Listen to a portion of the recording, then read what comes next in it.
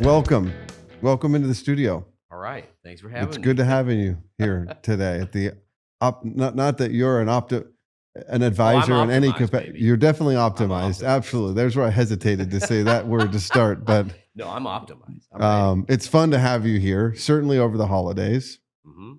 This is a very, I would say, off the cuff guest and off Sure. the cuff topic today. Right. However, we're going to do our best to bridge the gap a little bit Oh, yeah. of the music world and just best practices and business challenges, if Sure. you want to call it that. Oh, yeah.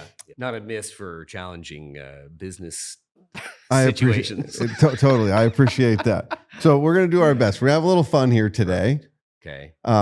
which I don't know that you know, but the podcast that we produce, it really serves the financial advisor. At least that's our target market. Although I would Sure. imagine from time to time, we probably have one, off. One or two Off the mark. costume Yeah. designers Yeah. that Well, tune in for business advice way out in Montana. Yeah, the ones out Okay. on the margin Sure, I get you.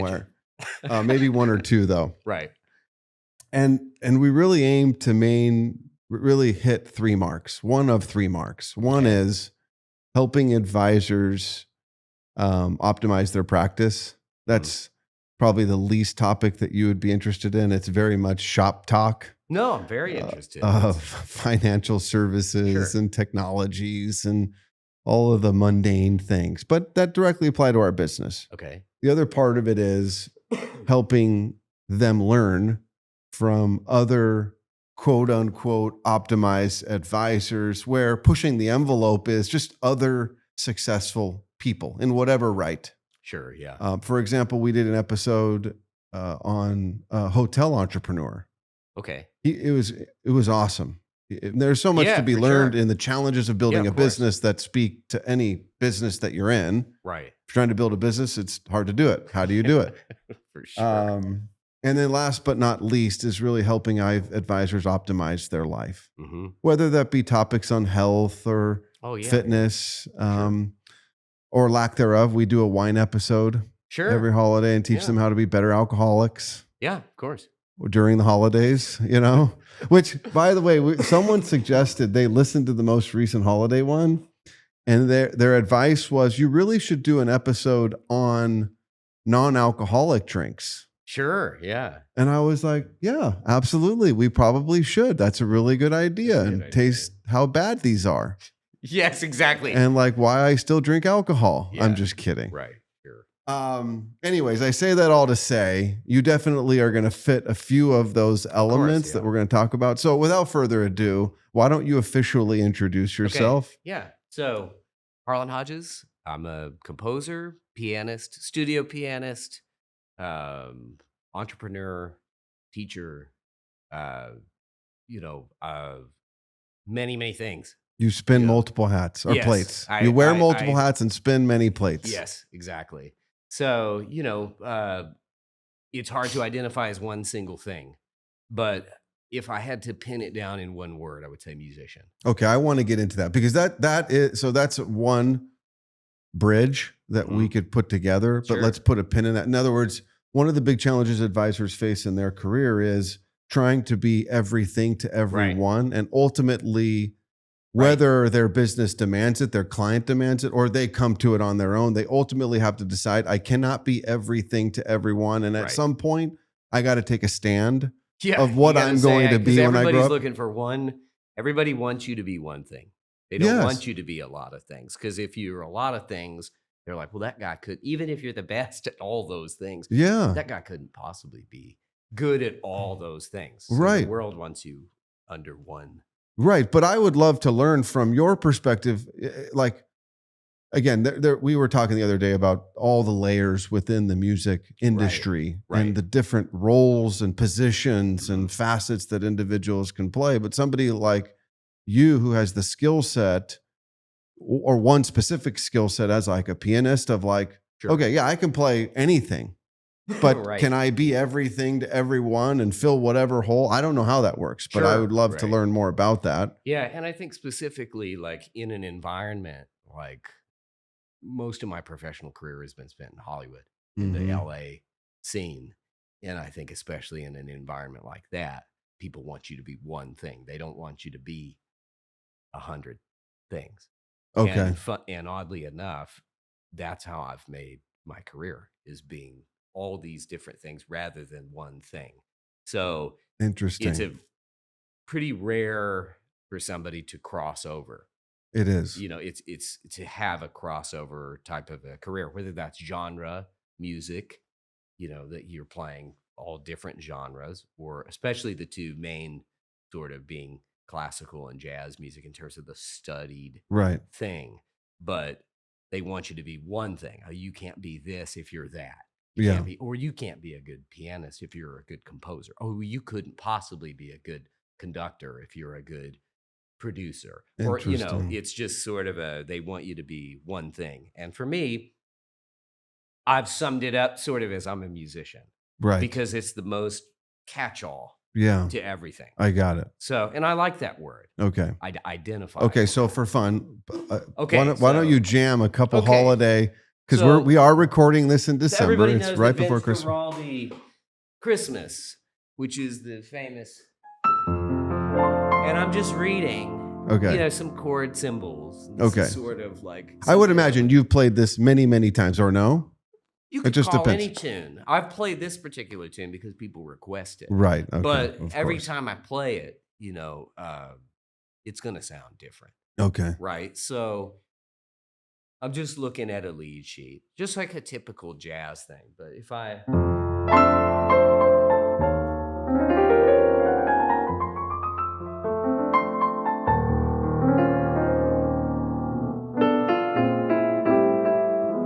Charlie Brown Christmas. Exactly. Yeah. That's great.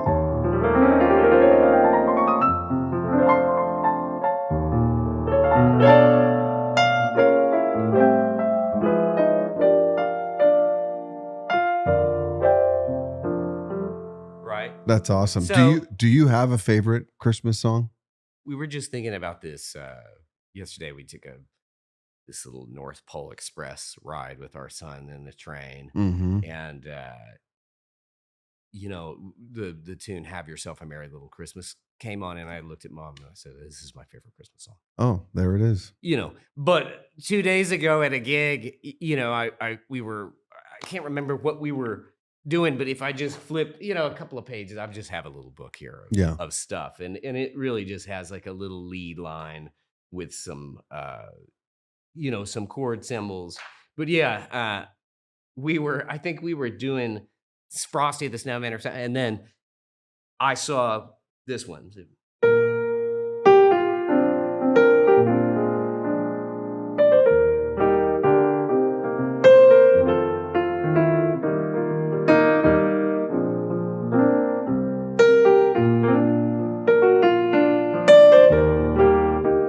Silver Bills. Yep.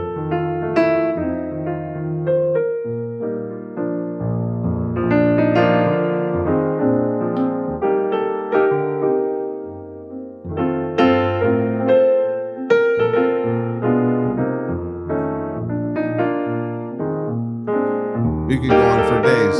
Yeah. That's fun.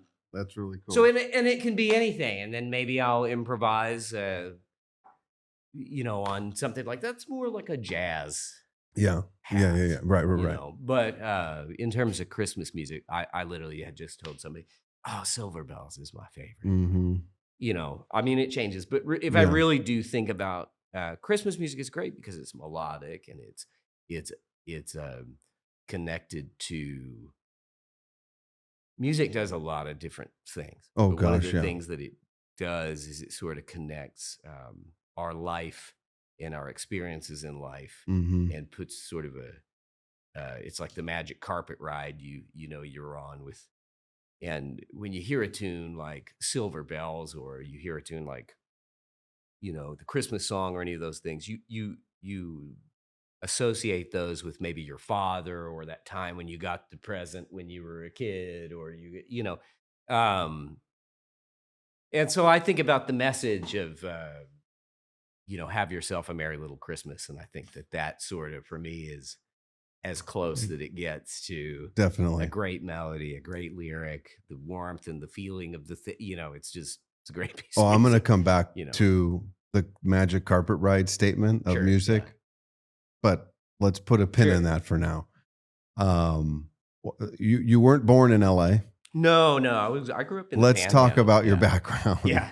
So I and have how you I have a very, found very music. strange, I mean, you couldn't have a weirder story. Okay. I'll give you the condensed version. Okay, please. Cliff Notes version. The Cliff Notes version is born in West Texas to Okay. primarily farming family. I'm a fifth generation, Mhm. in the family, they're cattle ranching and there's farming, but my great grandfather, they all farmed cotton, Mhm. corn, wheat. And so I grew up around this entirely agricultural Right. background. Born in Lubbock, everybody knows Lubbock from Buddy Holly. Yep, yep. And then I was the minority in high school. We primarily it was a huge Hispanic population. Okay. I went to Plainview High School. In 10th grade, I dropped out because I got so interested in skateboarding. Dropped out of school. I got sponsored. I became a professional skateboarder. You're kidding me. No. What was your first skateboard? A Nash that was bought from Walmart. It had a shark on the bottom of it. It had a great white shark, and it was eating a skateboard. Mine was Mike Staub. Okay. With the Mad Scientist. This one said "In Too Deep." Yeah, I went back and found a signature Mike Staub board that he signed, and it is amazing. on my gym. I still couldn't find white. Follow it. Yeah. Oh yeah. Skateboarding. Yeah. Good for you, man. So I was sponsored. Where did you skate? Oh, that was. I mean, ditches. In Lubbock. I mean, we were. Yeah. Okay. Because there were no such thing as skate parks. This wasn't even Lubbock. Lubbock was the big city. We grew up. I went to Plainview. Did you guys build ramps or anything? Oh yeah. Or you we just had did a ramp in the yard and. Anyways, we're getting off topic here, but that's awesome. But yeah, I mean, okay, so you're a skater at heart. So when I was 17, I had this horrific incident. And everyone then would be like, skateboarding? Or did you have a kind of... No, this was like... a culture of... No, this was like, what are you doing, man? Yeah.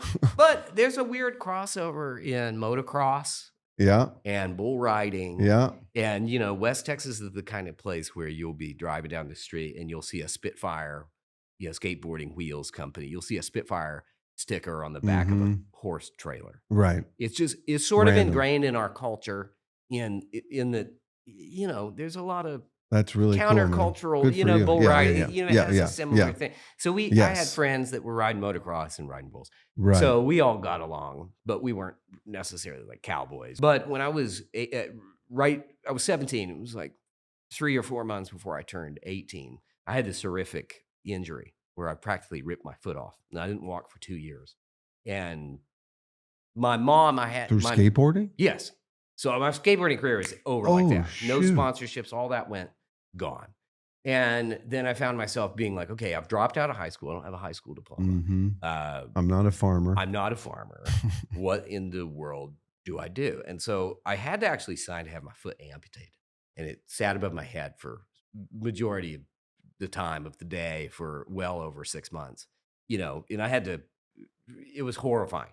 I would get up and the thing would become like a basketball, instantly. So I sat there and I was, what am I going to do with my life? None of my friends wanted to hang out because they were all skateboarders. And there was a movie called The Pianist with Adrian Brody that came out. Remember that? And I remember seeing that film and going, man, this guy got through hell. And look at the music that got him through this horrific incidents where he lost his family. So suddenly I went from feeling like poor, pitiful me to, wow, my life is great. Yeah, it was like your Rocky Balboa version. Yeah, exactly. Yeah. So my mom, being a musician, she's actually here in the lobby.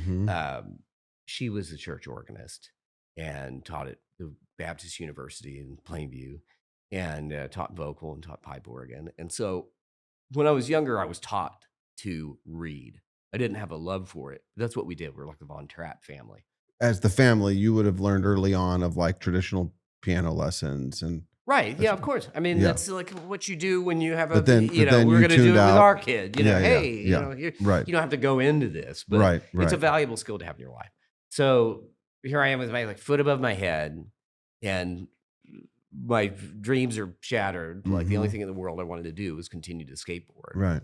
And then watching The Pianist with Adrian Brody, I was like, oh man, he played the Ballade in G minor for this SS Guard or whatever. Mm-hmm. And I fell in love with the music of Frederick Chopin. And I looked at the credits and so I knew how to decode music. I couldn't really sight read in real time like I can now, but I sort of decoded that. My mom had a big library. I learned the piece and I played it for mom, and I convinced them to move a piano into my room so I could get up for 15 minutes at a time and practice. And then I sort of from there developed a love for music.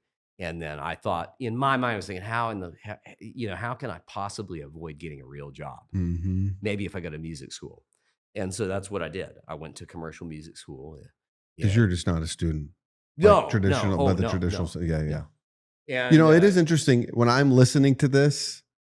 You can look back on it and say, probably one of the biggest blessings would have been that you got your injury. Oh, it's the best thing that ever happened in my life. Yeah. You were confined to a space. Yeah. You couldn't leave. Yeah. You only needed to go from the bed to Yep. the, what do you call that? The stool. Yeah. To Just play right piano. 10 And you were feet, you know. forced kind of to learn. Yes, you were committed, but that forced you to learn. Yeah. It At an opened accelerated a door for rate. me. It opened a door for me to go, okay, look, this thing I really wanted to do, I can't do anymore. Yeah. I'm not going to be going anywhere anytime soon. There's only so much Tony Hawk's Pro Skateboarder I can Play. do. Right. So, and then like I said, I fell in love with. And at that sort of time, thank this- God we didn't have social media and all this Oh other God. nonsense. Oh yeah. God knows. Yeah. But then sort of slowly developed this. Wow, I already had a ability. background in music, thank God. Hmm. That was sort of a foundational thing that my parents had kind of given me. My dad played in a band. My mom was a university professor. And then that's where the love came. Is I was like, wow. this pianist, movie. And then I was like, okay, it's off to the races. Okay. Let me, and then from there, I mean, the rest is pretty well music. Okay, so as a Lubbock skater at 17, 16, Mhm. what in the heck, what were you listening to? What was Oh, your man. jams? That was another thing that was really sort of almost setting me up for my future, which was one of the benefits of being in a skateboarding sort of a environment is it's so countercultural Yes. that you have all kinds of hip hop. Anything You that's have all mainstream kinds of- is anti. Yeah, exactly. So, What were not you to listening? give Give me any kids names. Punk? Yeah, so You I was listened to listening punk? to a lot of Dead Kennedys. I was Oh, listening to yeah. a lot of the Misfits. I was Yeah. listening to Bad Brains. I was listening. Mhm. That's more punk rock. But then on the, I loved like. What about like Operation Ivy? Have you ever listened Never to them? really listened No, to like them. the I ska. know the band. Yeah. But Fugazi, It's way off the mark. Fugazi, Modest Mouse. Fugazi's still probably one of my, if not my favorite band. Interesting. But it was like all this indie rock, all this punk rock, and then we were listening to things like Jurassic 5 or Gangstar, which Right. is like more hip hop stuff. Yeah, and yeah, then yeah. I became, you fell in love with MF Doom and like Quasimodo, and then there was Aphex Twin, and there was all this electronic stuff, and then of course, like I said, I fell in love with the Pianist later. And Mhm. so then it became this love of classical music. And even in high school, I remember I would listen to Thelonious Monk, which is a wonderful jazz pianist, but I didn't know I thought it was a band. And so I was like, oh man, my favorite band is Thelonious Monk. Well, I didn't know it was a person, Right. because we didn't have the That's internet to fascinating. just go, Right, here's right, the right, person. right. You just had the album or Yeah. something. You had no idea, oh, that's the guy's name. Wow. But that sort of skateboarding thing gave me this incredibly eclectic background of stuff. For And then sure. of course, growing up in West Texas, Dad listened to Johnny Cash and Yeah. Willie Nelson Right. and you name it. OG Western. Real Which country. is why still Kelly, my wife, Country and I, today we always is- argue about great country. It's Yeah, because yeah, yeah, yeah. mostly Which because- I enjoy. I Yeah, of enjoy course. today's country. Yeah. But let's be honest, it's Mhm. soft rock. Right. Is basically what most of it is, with rare exception. Sure. And so And as then a long lot as of you it's have, kind of gone poppy and pop, it's a or soft sound. pop or soft Yeah. rock, like an Aldine would be definitely more soft rock. Sure.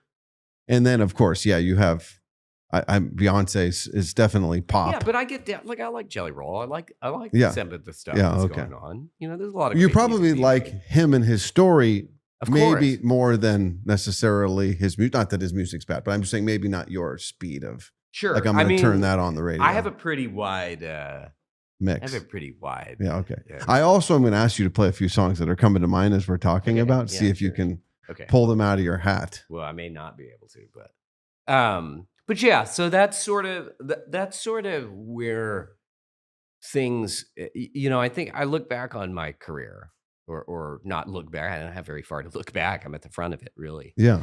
But I look back on how I got to where I am, and actually growing up in a farming family. And I think this is probably very valuable to probably your listeners. Is think about. I remember at one point I was having a conversation with somebody and they said, "How in the world did you wind up in Hollywood and doing this thing that's so different from where you grew up?" And I said, "Well, it's not different at all, because my grandfather was self-employed. And he woke up every day and he checked the wells and he went around and he farmed and he kept himself on his own schedule and he harvested his stuff and he went down to market and sold it for a certain price, and he was an entrepreneur. Right. His medium was cotton or farming, And for me, going, okay, well, you're just doing hard work. Instead of getting up and checking the wells, you're getting up and you're practicing scales. Right. Instead of going and selling your price at a certain, cotton at a certain price, you're going down and selling your music at a certain rate.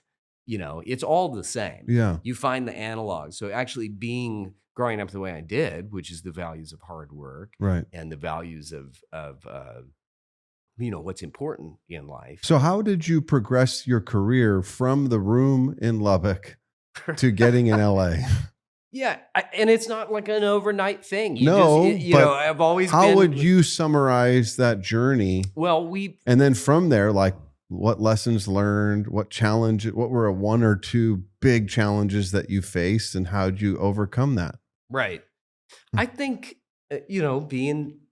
having a foundational thing. Yeah. Hard work. Right.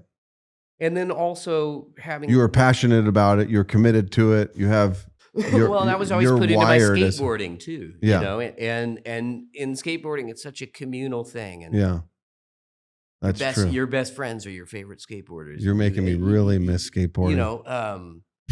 I think that those core fundamental values of hard work and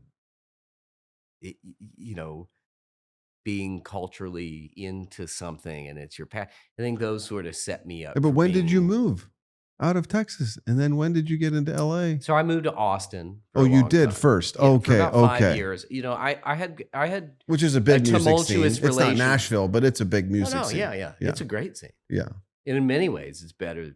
It's the best music scene in the country. Okay. But I had a kind of a tumultuous relationship with academics. And only this year, you can get to that later, but it took me 20 years. Says now the instructor. Yeah, it says now like the teacher, the professor, the oldest master's student at UNT maybe they've ever seen. It's never too late. Sure. Part of your ongoing developing story. But basically, I went to Austin for a few years. I played in a lot of bands. I cut my teeth. I did all this stuff. And started understanding sort of, I worked with a guy in Houston named Paul English I had dropped it. The first time I dropped out of school, the first time was he had come and taught adjunct at Texas Tech, where I had transferred from South Plains. And then basically, to make that a short story, he kind of taught me everything I know. And he showed me, here's how you write it down, and here's how you get in, and you put it in front of musicians. And then, I tried to go back to school. And that's the second time. Then I failed out of school because I couldn't keep it together. I just didn't want to be there. And at the time, I had invested in a multi-level marketing company, and it was a funny thing. It was called Visalis, and they did this meal replacement shake, and they were like, "Hey, if you sell X amount of these meal replacement shakes, you can win a BMW." And I was like, great. And I think I did it in like 15 days because I want a fast car. Right. And then. And you did it? Yeah. Oh yeah. Shit. And then like 4 of my friends, I won 4 cars with my, it was like, this is something we can do. And we know how to talk to people. Right. So that was while I was in school. We were like winning cars in this MLM. And then I went, I don't really know if I want to do music. I went and got my pilot's license. I'm going to be a professional. It was this time of life of self-discovery. Exploratory. I have no idea what's going on. Right. I know I love music, but what is life about? Catcher in the Rye type stuff. Right. And then basically, to sum that up, it was almost like the character Max Fisher in Rushmore, too many extracurricular activities. Right. And then they basically put me on academic probation. I left school. This was 20 years ago. And that's when I moved to Austin. Got it. And I said, okay, now I'm going to fiddle around with this music thing and see what happens. And you dove in Austin. And we were playing, 5 nights a week, 10 gigs a week or something. It was just funk, hip hop, jazz, all this stuff. And that's where things started to come together. And I started figuring out, I can do some commercials and I could do some stuff, Okay, so let's fast forward to more today of like, and let me try and bridge what advisors deal with. Where I don't know the number, but there's 1 million plus financial advisors across the country. And the question always is, how do you make your mark? How do you differentiate yourself or define your practice aside from the guy next door, woman next door? And it's not an easy thing. In the music world, I got to imagine there's plenty of competition and saturation and musicians, writers, artists, all the above. How do you pave your way? How do you make your mark? Yeah, so I think you could ask 100 different people that question, and they everyone 100 different answers. Things. Yeah. But here's my version of that. Yeah. When I moved to LA, and this was after, clearly I've had this strange. There's always been a true north. Right. Yeah. And it's usually what I'm passionate about. Mm-hmm. And when I moved to LA, I remember thinking like, okay, now's the time when I really got to build it.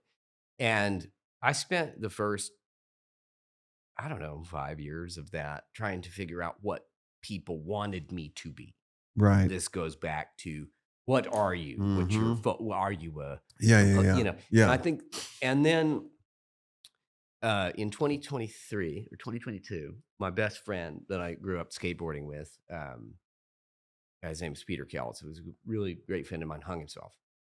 And it really changed my life. Yeah. In that I remember speaking at his funeral and going, this moment, and this is who I am. Yeah. Not this Hollywood thing. Right. And so then I went back and I started putting myself, my version, the weird got hurt skateboarding, the weird thing. I didn't go to Juilliard. I didn't, come from a family that was artistic. I didn't have all these sort of that pedigree. Yeah, exactly. Pedigree is the word. Yeah. And I didn't come from that. So you're like, I'm going to lean into that. So I was like, you know what? I'm going to do this. And so I started wearing, Stetson to the LA Opera where I worked. And I started wearing boots, and I would clomp down the hall and, just be me. And I would be into skateboarding, and then suddenly people were like, oh, wow, okay, like, that's different. And it wasn't an act. The best part about it was that everybody in Hollywood has a shtick. Yeah. Every professional, it doesn't matter who, they have a shtick. Right. Every single one. Even if you're looking at Bill Gates, they've got a shtick too. It may not be super identifiable as like an artist that's got, obviously you're talking about Jelly Roll. He's got, he's. Well, and yours just happened to be who you were. Because it's just who he is. Yeah. And that's kind of the same way with me. It was like, I just started going, I don't have to be, I don't have to have a shtick. Just being myself is a shtick. Yeah. Yeah. So soon as I started, you're not the board shorts and rainbow flip flop guy, right? Yeah. But at the same time, like having the background in classical music and jazz, there's not a lot of people that love skateboarding or that come from a cattle family or a farming family. No. And I started drawing influences on all those things in my life. Gospel music, Southern Baptist music. So tell me specifically some examples of what that began to look like. Like what kind of jobs? Well, I stopped. As a musician, what happened? Well, the first thing that it stopped is I stopped trying to hide my. I don't have a super thick Texas accent, but I stopped trying to be a city person. Right. And I went, if I want to wear boots, I'm gonna wear boots. Yeah. Or if I want to wear, skateboarding shoes. I'll wear those tomorrow. And then it just sort of through this losing someone very dear to me, who I thought was one of the most unique people I'd ever met in my life. Yeah. It just reminded me, hey, man. Be true to yourself. Yes, exactly. Above all else. And so I think, like, people ask me all the time, how do I find my voice in music? How do I, the thing is that it's really hard to find who you are, but it's a lot easier to find what you're not. Mm-hmm. And so I think through always going, well, I'm not that, and I'm not, and I know I'm not that. Mm-hmm. I sort of slowly pieced together who I was. Yeah. Because at least it's just so much easier to identify that I'm not that. It is interesting because in leadership, a lot of the times it's much. In other words, if I were to sit you down as, let's just say, a salesperson and say, what is it that you ultimately like to achieve and accomplish, and what do you enjoy doing most? Most of the time, that's more challenging for them to answer than to say, well, let me flip the coin upside down. Same coin, just different side. Right. What is it that you really, really don't want to do? Exactly. That's what I'm talking and about. And what do you want to avoid? Try to answer some giant cosmic question. I mean, that's like asking somebody the meaning of life. Yeah. Especially if they've spent their career being a financial advisor, just like being a musician or being a whatever it is, a chef. Because everybody likes to say, these are all the things I hate doing. I don't like doing this. I don't like doing that. Okay, well, let's put those down. Exactly. And then through that, you start to gain some clarity of, this is what I want to be. This is how I want to look. This is how I want to feel. This is all the positive things. Yeah. Yeah, it's funny how that works. Most easy way to do it is you start focusing on the thing that you don't want to do. Right. And then slowly the answer sort of comes to you by going, well, I don't have to figure it out tomorrow. Yeah. Like, who am I? What do I want to do the most in life? Right. Well, just figure out what you don't want to do. If you don't want to work a 9 to 5, then don't. It's a great place to start. But you got to know you don't want to do it. Mm-hmm. How do you commit to that? Yes.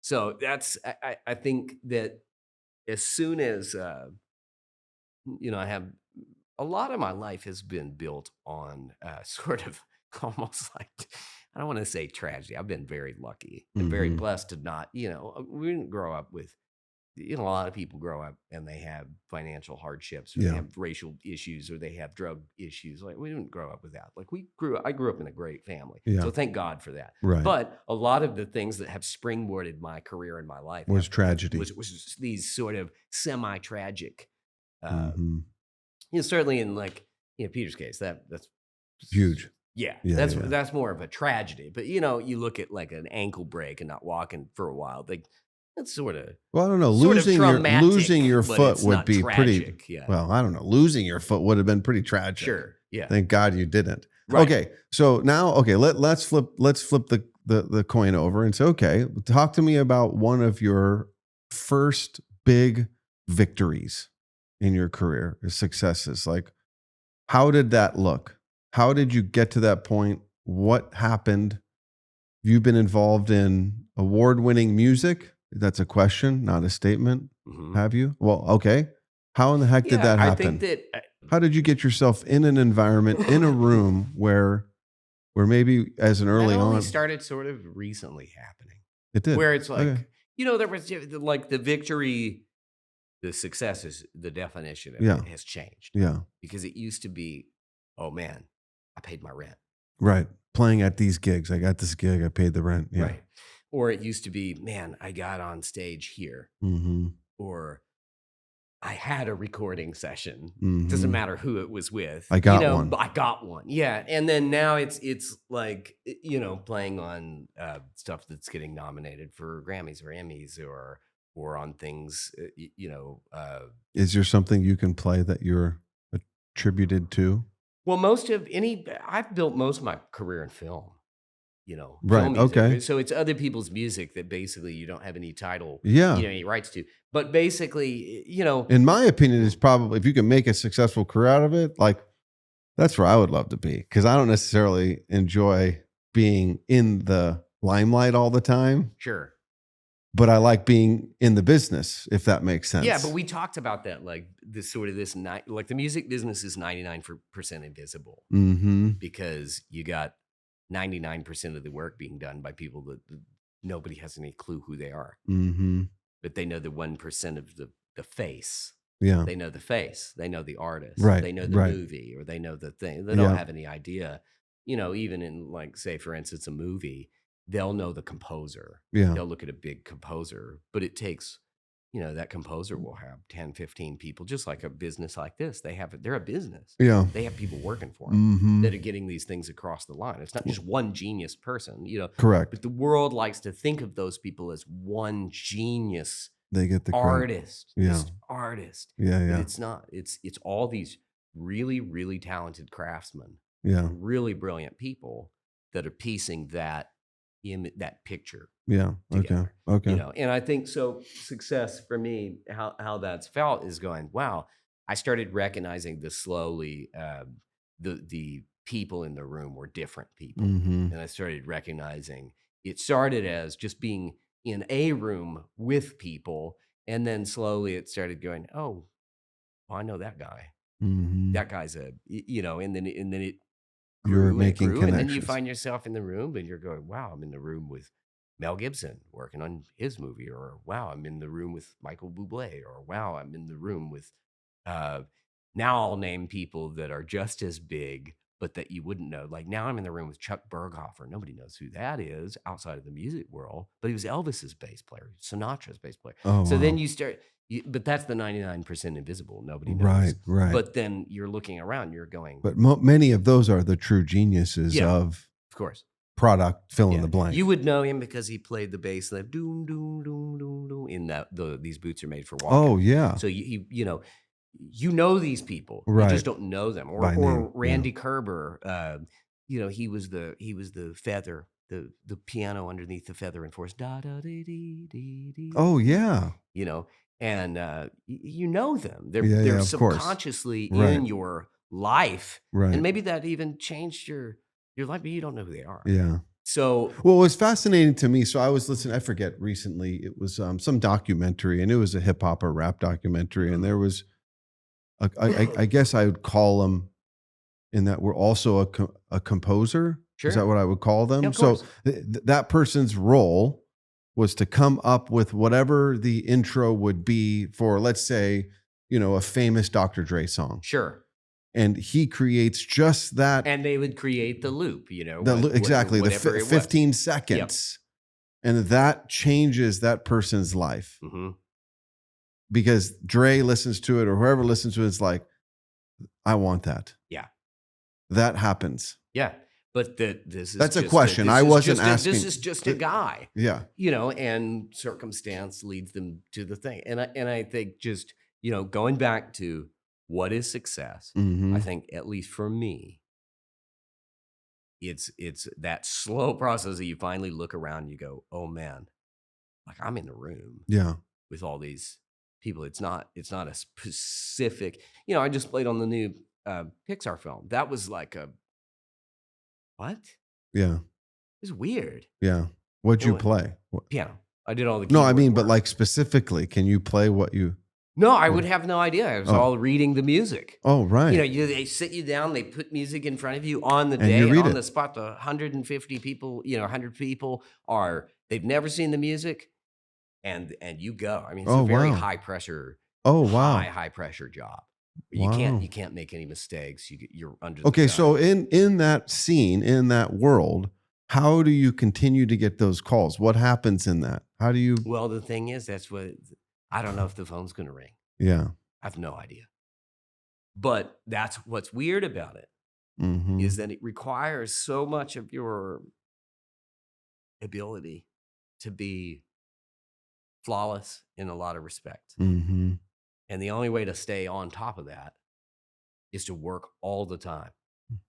But you're working all the time, even though you have no idea if the phone's going to ring. Right. So it's a very faith-based. Yeah. Is the phone going to ring?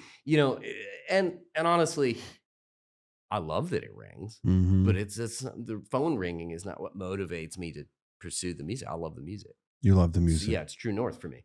So What does the music industry look like today? And how has it changed with AI, computers, the digital wave, all of that? And what would you think it's the really, future looks like? I think you can look at it twofold. It looks very bright Mm-hmm. in a lot of respects, and it looks very bleak Mm-hmm. in a lot of respects. And I think it depends on, you know, exactly what you're targeting in terms of. But here's sort of my perspective on it is that it's changed a lot since the streamers and have taken, you know, we've Mapster. watched all week, you know, if you're in the entertainment business, what you watched all week is like, you know, at first, you know, there was some investors in Saudi Arabia trying to buy Warner Brothers, and then Netflix was trying to buy Warner Brothers, and now Right. Paramount's trying to Now buy Warner Brothers. yeah. And it's like, this is like $83 billion. These are billions. Yeah. And then It's unbelievable. Paramount came in with 106. I was hearing and about. then it's like, thanks, but no thanks. You know, like the titles, you know, on the dailies was thanks, but no thanks this morning. You know, and That was this morning? Yeah. Is that official? No, I mean, No, I didn't actually read it. I didn't have Okay, time, you know, okay, but this is, it's crazy. It is what's crazy. going on. Yeah. But the whole shift has what it's led is like the model for what musicians did even 10 years ago. Yeah. Completely different. Completely different. So, you know, because you could never, as an artist, you would never get exposed if the label didn't put you out there. Yeah, exactly. But social media, as opposed to today, Yeah. like a Luke Combs, a Zach Bryan, these guys Zach were Bryan, yeah. organically produced through just putting their music on social media, and one thing led to the other, and next thing you know, they're some of the biggest names in their space. Yeah, and like in Zach Bryan's case, it's like he's pissing off like Ticketmaster because he's selling his own tickets on his own platform at a reduced rate. You know, these things it's insane. Yeah, you know, yeah. But good for him. You don't need these mega monopoly things anymore. You know, and we're seeing most of the great storytelling and most of the stuff that's happening is in the independent world. Yeah. You know, people think about podcasts. Think about how much the news has changed because of podcasting. Yeah. Oh, the way we absorb changed the world. Exactly. Yeah. So right now, it's hard to say, you know, if things are an existential threat for musicians or if it's the best thing that's ever happened. Yeah. We're all sort of sitting in a gray area. But for me, at least, that's why a big part of moving back to Texas and a big part of being, you know, dipping a toe back in academics, because I have something to offer and because I'm trying to diversify my portfolio, so to speak. Mm-hmm. You know, it's sheltering yourself from the, you know, the financial crisis where your stock drops 50% and you go, oh my God, like we're screwed. Yeah. You know, so I think AI is both a good and a bad thing. Right. You know, we'll the specifics on it you could talk for hours on that one thing. Right. But I would say, I think the biggest thing is right now there's a lot of work going overseas that would be nice to keep domestic. And you were talking with me about some of that kind of the ground roots of some of that going on now, where there's investment being had in America, here in the States, wherever it is, and helping to kind of domestify, if that's the term. Sure, yeah. The music business not going overseas. Yeah, because it used to, I mean, it was all made in Hollywood. Yeah. You know, but the dream of... Gosh dang, you think about everything that was produced out of Hollywood. Oh gosh, not just music, but movies, and now it's being dispersed. Yes. Hollywood's in a really tough place. So, yeah, the next and 10 years. going back to how did it feel to be sitting in the, you know, playing on a Pixar movie? Well, you're sitting there and you're looking up at the lights and you're going, you know, during takes, and you're going, man, this is the room that The Sound of Music was recorded in. Mm-hmm. This is the room that the original Planet of the Apes or Jaws or and then, you know, I heard that there's a little track on the ceiling, and somebody said, oh, that was Shirley Temple's last dance routine where the camera would track. Wow. You know, and you're nowadays it's, you know, it's going to Budapest and it's going to Vienna and it's going to London, it's going to Nashville. Yeah. You know, you think about like the most famous recording studios around the world, and every musician is like, there's a feeling when you step into this room or this building. And I'm a big believer in that. Yeah. Oh, me too. Very much so. Well, it also goes to the fact that music's this magic carpet ride, because I'll be at a concert or I'll hear a song, and like never in my day, week, year is there like that much clarity on a thought or a memory at that moment in time. Right. And then do you find, are you able to capture that, like to preserve that post? Because I'm like, how do I preserve this thought right now? And I'm thinking I'm at the concert and I want to write stuff down and I want to go crazy off the map and disconnect for a moment from the concert. I can't do it. And then I go back to it 2 hours later and I'm like, it's gone. Well, you know what's funny is it's the craziest thing. Have you ever heard of this book, The War of Art by Stephen Pressfield? No. I recommend that book to everyone. Okay. It's one of the best. Let's write that down. Let's make sure The War of Art by Stephen Pressfield. Do I have to read it or can I listen to it? You could Is it audible? listen to it. Yeah, it's on Audible. Oh, good. Okay. The magic thing about this book is it's not very long. You could read it in a single day, 5 hours. Yeah. But it's the most concise, like talks about resistance in your life and exactly what you were talking about, preserving a moment and how you sit down and you go, oh my God, I can't do it. Yeah. You know, and it talks a lot about that very thing. And there's a quote in that book. I forget. He quotes somebody. So I'm quoting somebody. Yeah. But somebody asked this very famous writer or composer, like, you know, do you get inspired when you write? And he said, oh yeah, every day. Fortunately, that's at 9:00 every morning when I sit down to write. Mm-hmm. You know, it's like you as a creative person, especially when you get a deadline. Oh man, in something like Hollywood, it's due tomorrow. Yeah. It's due now. Right. You know, and suddenly you no longer rely on this inspiration. You rely on the mechanism of being able to just access that part of your mind and say, this is how I do that very special thing. Yeah. You know, and that comes with writing. You just write something. Yeah. You know, you just write it. But that's a learned skill. And I would think for your financial advisors, accessing that quickly and understanding or creating new content for the podcast. Yeah. It's like, how do you use those moments in your life that are inspiring, like a Luke Combs thing? Right. And you're like, I'm on cloud 9 here.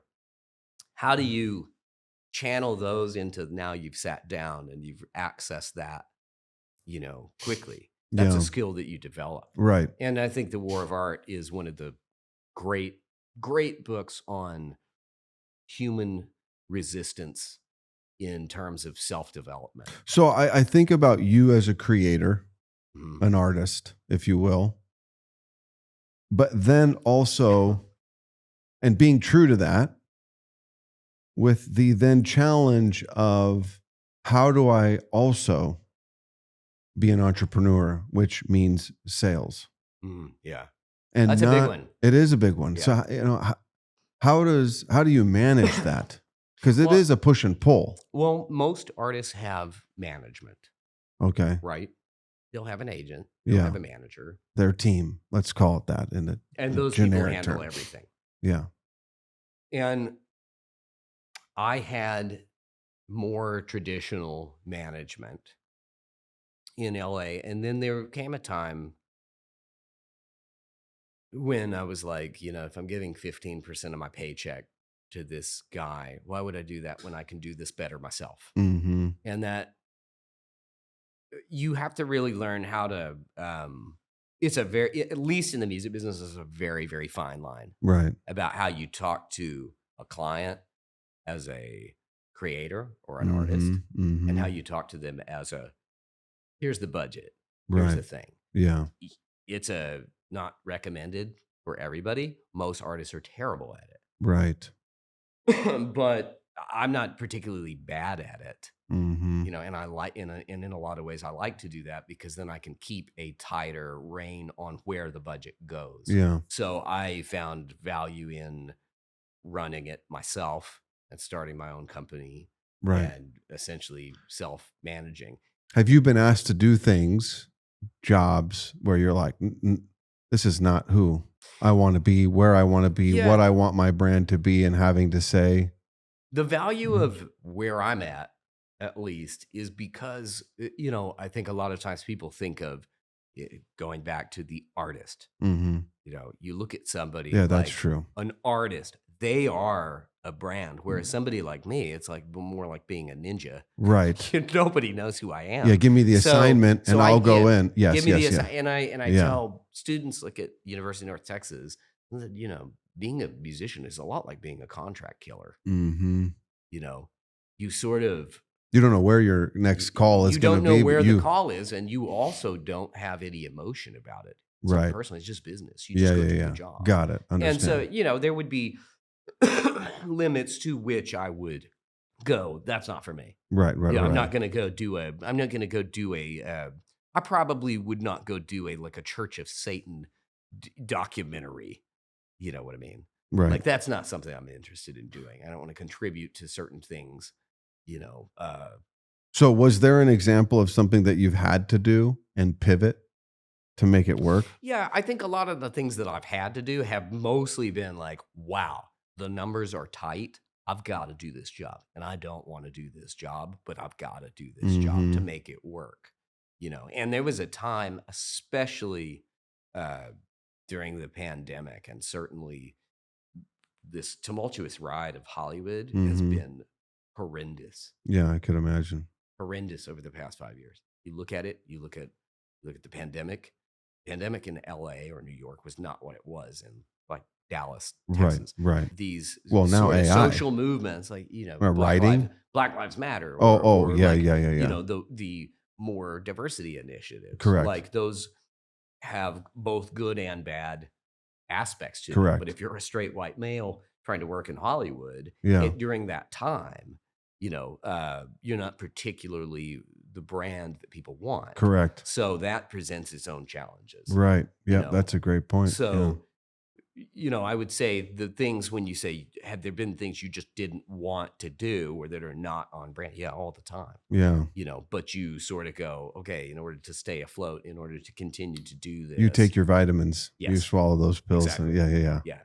Yes. Yeah. For sure. Okay. All right. Well, let's wrap with some fun. Let's play some music. Okay. Why don't you pick something that you've been a part of? Maybe where somebody came in with something and then you had to pivot and rework the music, or it just evolved to what it is. Give me an example. Play something and tell me a story about something. I've been really interested in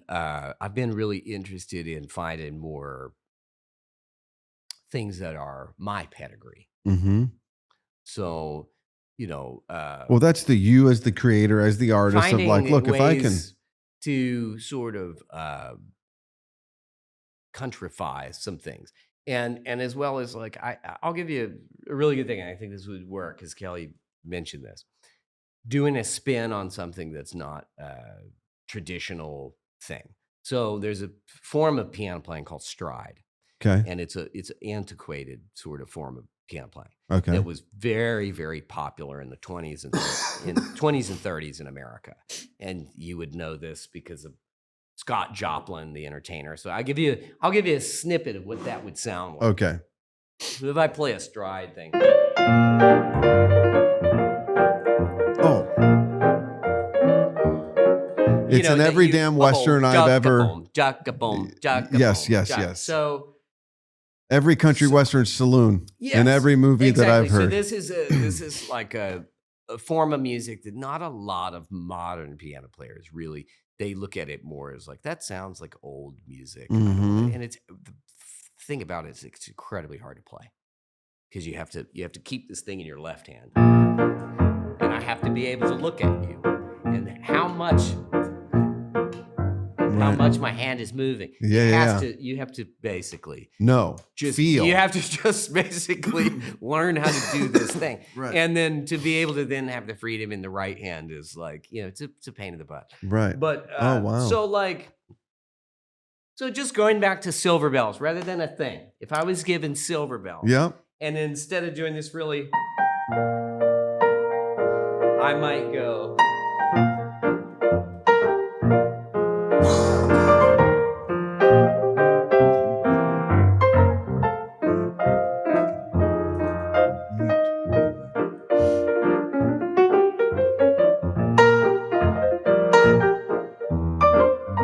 See what I'm saying? That's awesome.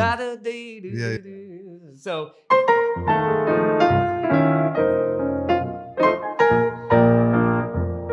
see what I'm saying? So that's that super cool. Is sort of So did you have to, it was called stride? Yeah, it's called Did you have stride to music. stridify Yes. recent songs for Yeah, so something? there's like several instances where we've gone in the studio where let's say, so I played all the piano on a show called The Residents for a really great composer named Mark Mothersbaugh. Yep. And, he had some little theme. I can't remember what it was. He had some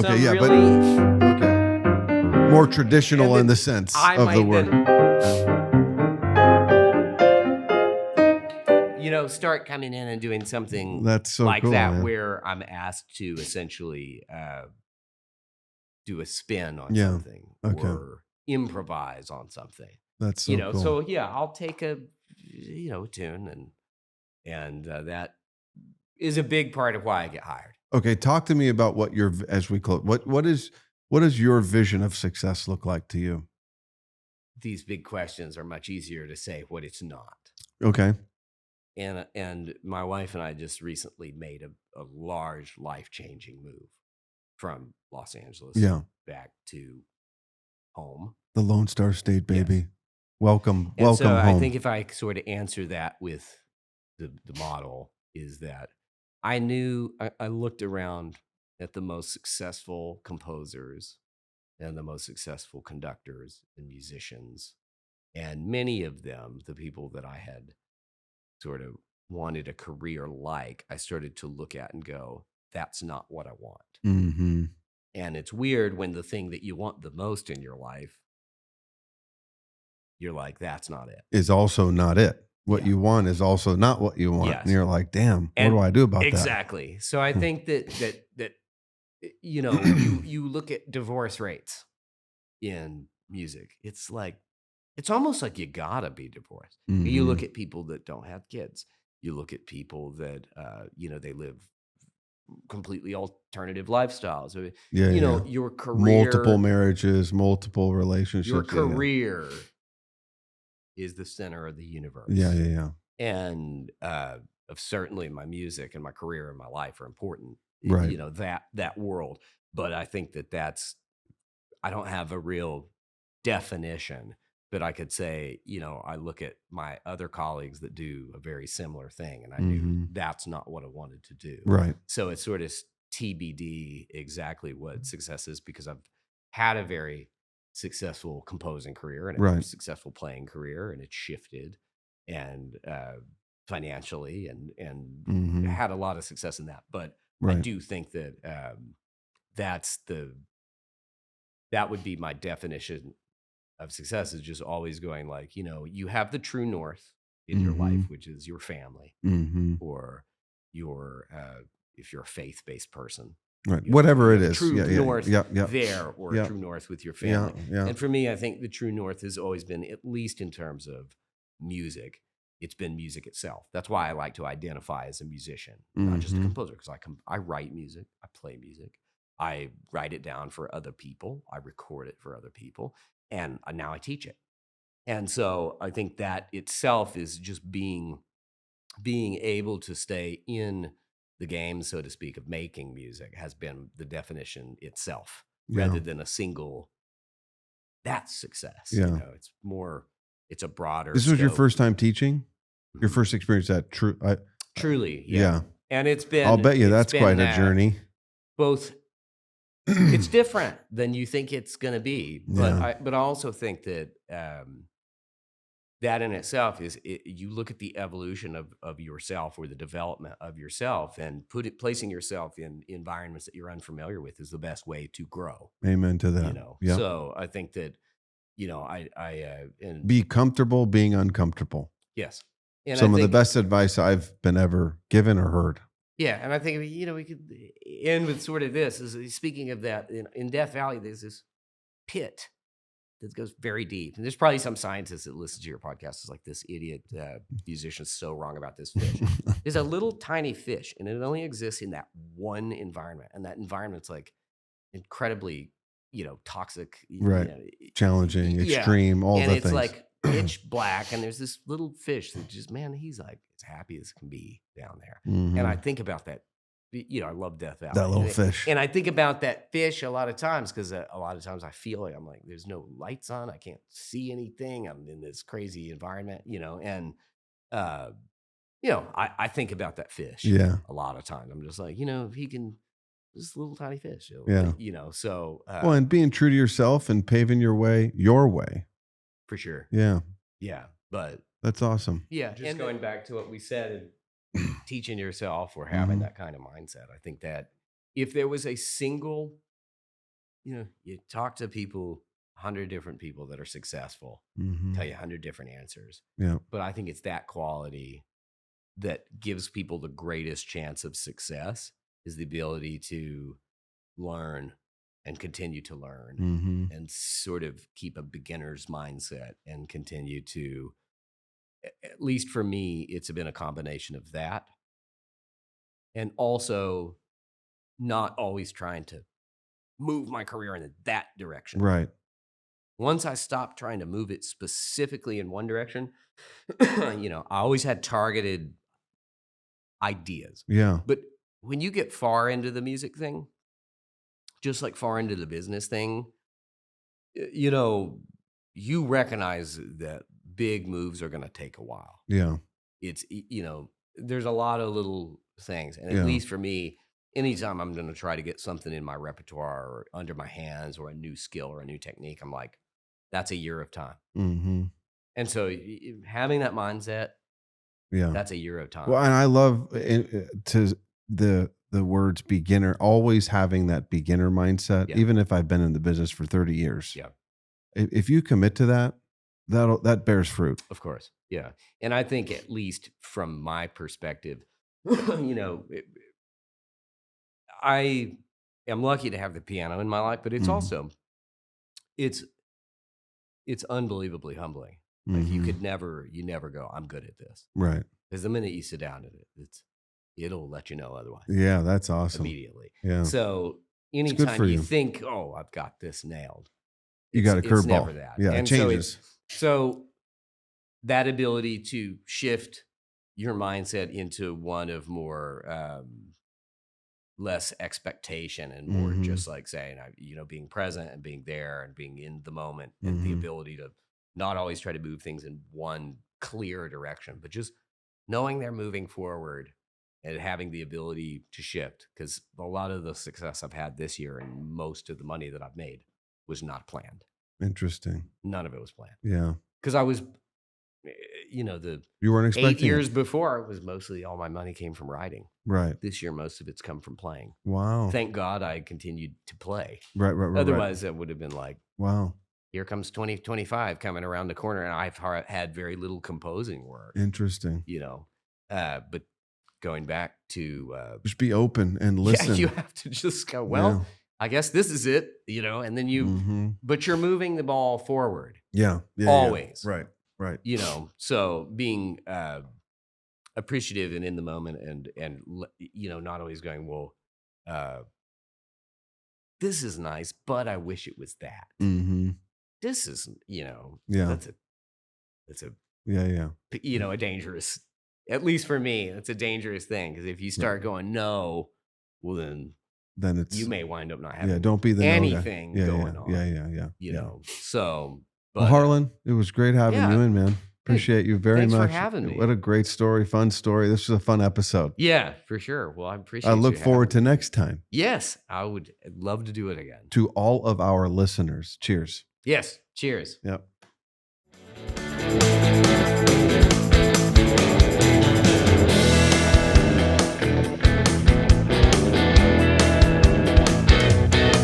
The Optimized Advisor podcast is intended for financial professionals only. The content discussed is for informational and educational purposes and should not be construed as financial, investment, legal, or tax advice. Listeners should consult their own professional advisors before implementing any strategies discussed. Views expressed are those of the hosts and guests and do not necessarily reflect the views of Optimized Insurance Planning or its affiliates.